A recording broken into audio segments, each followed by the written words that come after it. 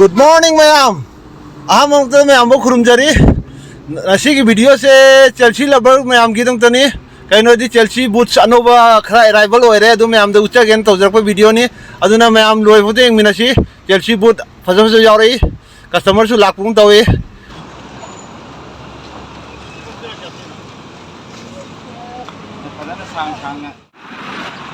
Adudi Mayam ai utchaba hojaraage adu Chelsea boots anova do uttaringai da ai gi lejari be stock se amtang miyeng taminaram se kana khaingi sida apam be yaw ju Mayam amtang lakpi bi aningai sida boots item Mayam leiri didigi phone da su ladies ki boots yaw jari ko didigi mathang phone da su yam leiri stock Mamangi stock Mayam lady Chelsea su Mayam lady do Mayam na sidya apam yaw de dum lakpi bi agani adu ai ucharage silere anob stock lakpado Mayam hangdo gai ucharage aham bada isidigi hojarage sidleire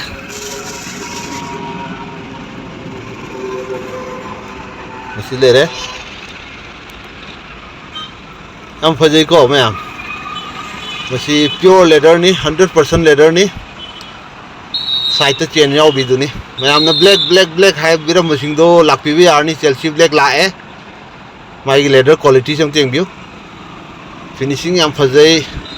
yam premium quality ni mai gi sole silere mai gi brand na sile jare Mayam apam yaw di amutang lakpiro pot anova lae Chelsea black hai biram Mayam do thengna tardi amtang haigat piro takpiro next item amku charage next item na sida leire khoi dark tan ni ko yam fajai dark tan color se sina tongan ba brand amani sina mamang khitang thekat pi do khoi mamang khitang thangat pi Chelsea boot tu ni ko yam fajai mai gi quality ang view my sole my quality yam premium quality ni my brand choi ucharake yam fajai adu khoi gi Chelsea lover Mayam khoi Chelsea pamjaba Mayam lakpi bi arni anubu Chelsea khara yojare my soul na si lejare adigi my brand na si leire Mayam na khangna brand ni Mayam lakpiro maman na sumnagi lising amaga chatret ka yangkai mamang du uchaki ba Chelsea sing dusu lising amaga chatret yangkai ni ko chap mane maman Chelsea loina chap mane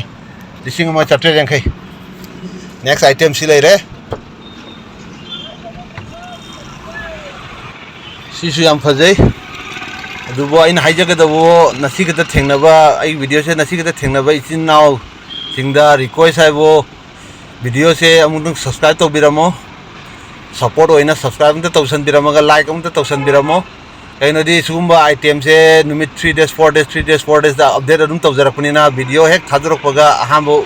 yengbo phanghauni Mayam ni ingbiraga Mayam na subscribe ta tawbiraga aina tawjai thawuk du mapum pha ba du oidurni do aduna Mayam bo request hai bo subscribe ta tawbiramo anobi chin naw singna next item ucharage next item na sileire iding sa uchakra item duni sab mane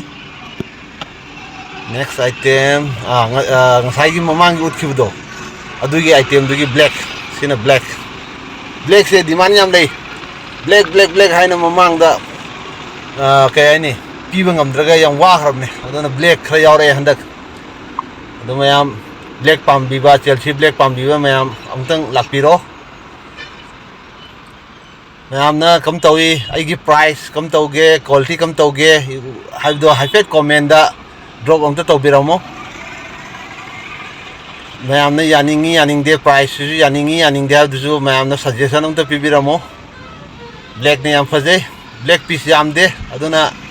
khara thuna lakpini ngai ningsing jari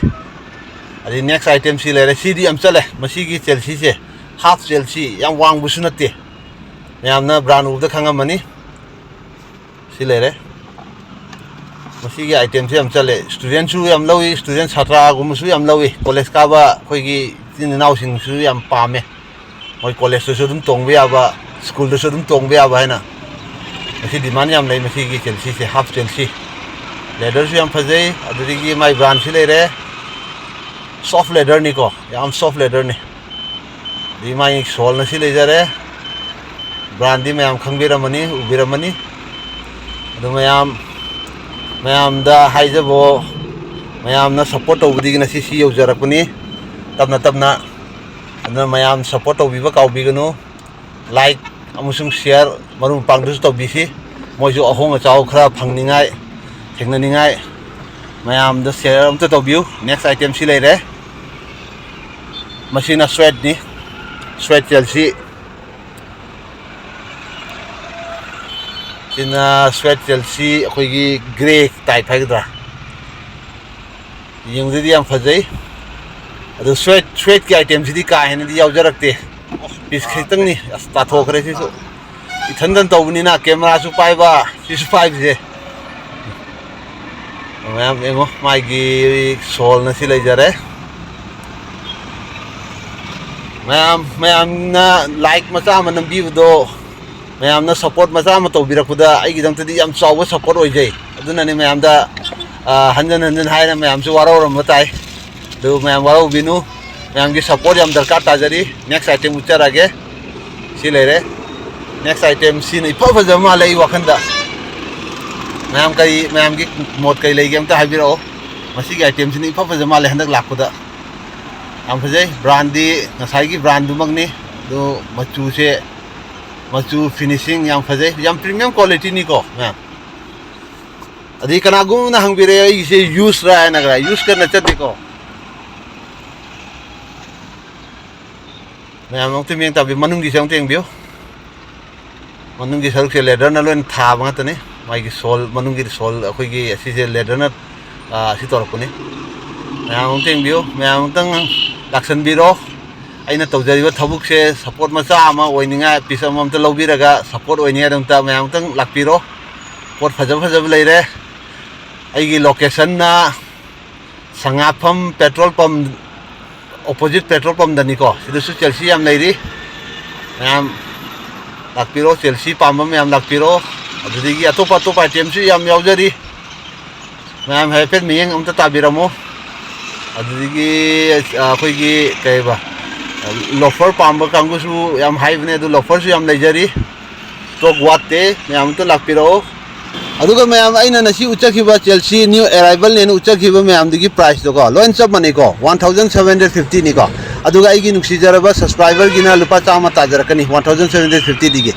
aduna mayam dakshan biro nasi gi oina di video se loisan jarage mayam ba aroi boina khurum jari